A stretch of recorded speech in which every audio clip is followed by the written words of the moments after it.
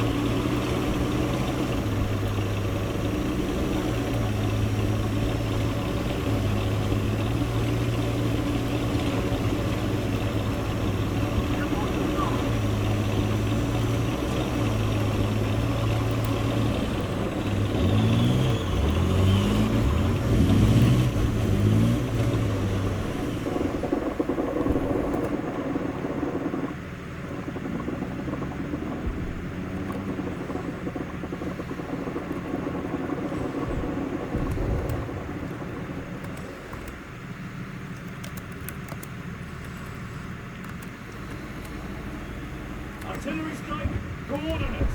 Go. 7. Destroy. Go. 7. Acknowledge. Open fire. The enemy is winning.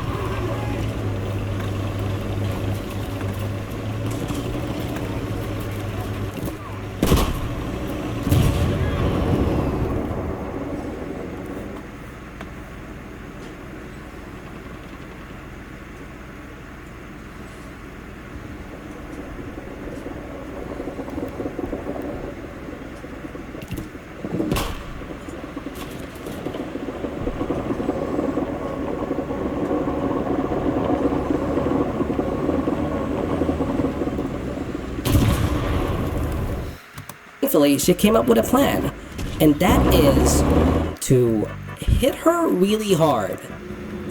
That's it.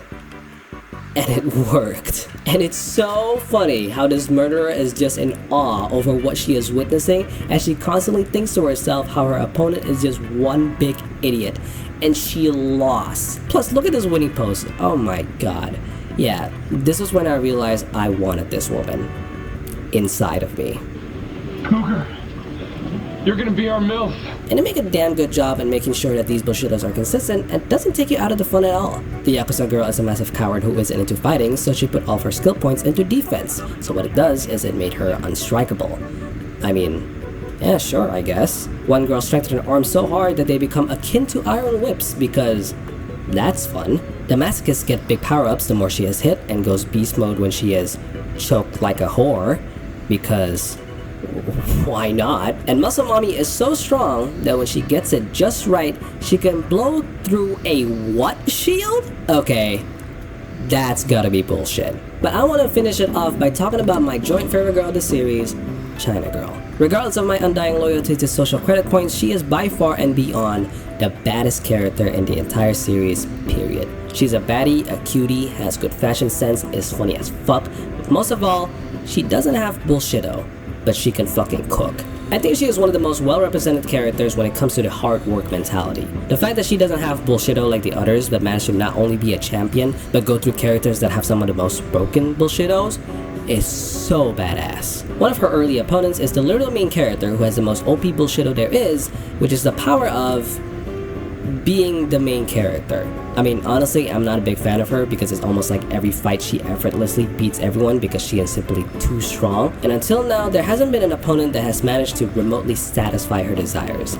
But China Girl holds the record for being the only one who has managed to injure her for a period of the manga. The fact that out of all the characters, she is the one who's dealt the most damage to her makes me have so much respect. I mean, sure, she got fucked up in the end, but that's what made her next fight so much more inspiring. Because later down the line, she meets an opponent who has even more talent than a princess. Someone who can copy and master techniques that took China Girl years to accomplish, and she can pull them off better than her within the first try. She cooks China Girl up for the majority of the fight, but even when her opponent is basically untouched and she is down to 10%, all it took was Muscle Mommy calling her out for being a pussy, and then she locked the fuck in. And I mean, just look at this panel. The aura in here is so strong that I can feel a little bit of cum in my pants. And the fact that how she beat her makes sense and still has no trace of bullshitto on sight is what solidified her as my best girl of the series. In a world where almost every girl has some sort of bullshit power-up, she's the only one that just has pure effort and manages to be the top 5 strongest within the verse so far.